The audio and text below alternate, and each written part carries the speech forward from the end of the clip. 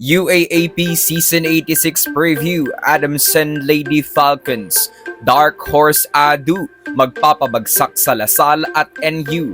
Lady Falcons nakakatakot pa din kahit nawalan ng 6 veterans. Good day ka-trending, this is Ron Michael, the voice artist of this channel. Ngunit bago natin yan pag-usapan ay huwag mong kalimutan mag-subscribe and click the notification bell para updated ka sa latest Pilipinas Bollywood trends. Ilang araw na lang ay magbubukas na ang ika-86 na edisyon ng UAAP Women's Volleyball. Lahat ng teams na kalahok sa liga ay puspusan ng pag-iensayo at preparasyon bilang paghanda sa papalapit na tournament. Isa nga dito ang Adamson Lady Falcons kung saan mas pinapaigi ang kanilang paghahanda upang makamit muli ang Final Four appearance at magdala ng back-to-back podium finish. Patuloy ang paglipad at pagkuha ng Adamson sa estilo at sistema ng kanilang newest head coach na si Coach JP Yude na pumalit sa iniwang pwesto ni Jerry Yee. Isa sa mga problemang haharapin ng Adamson ngayong season ay ang paglisan ng mga seniors nito na sina former team captain Louie Romero, deadliest lefty duo skate Santiago and Trisha Tubo, gayon din sila Risa Cruz at April Tagsip na ngayon ay naglalaro na para sa Farm Fresh Foxes.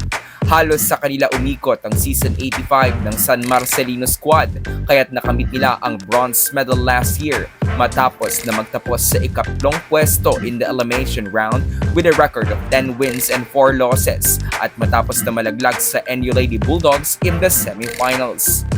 Bukod pa dyan ay mayroon pang isang dagok ang kailangang i-handle ng Adamson dahil kung kailan malapit na ang pagbabalik ng liga at kung kailan graduating na si Lorin Turing ay tsaka pa siya nagkaroon ng ACL tear injury.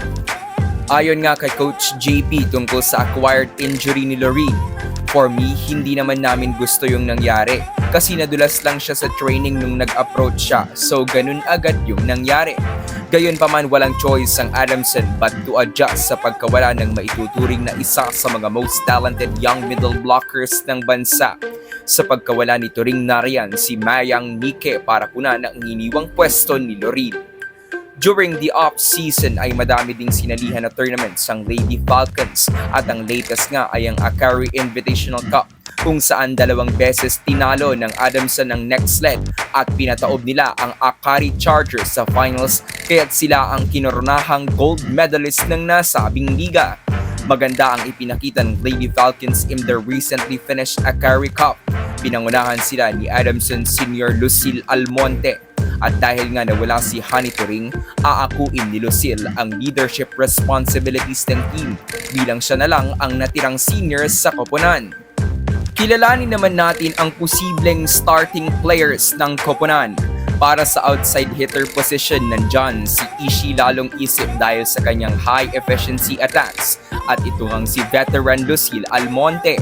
Para naman sa opposite hitter position, posibleng si Antoinette Adolfo ang magiging bagong sandata ng Adamson sa right pin. For the middle blockers, asahan sila Mayang Nike and Jen Villegas.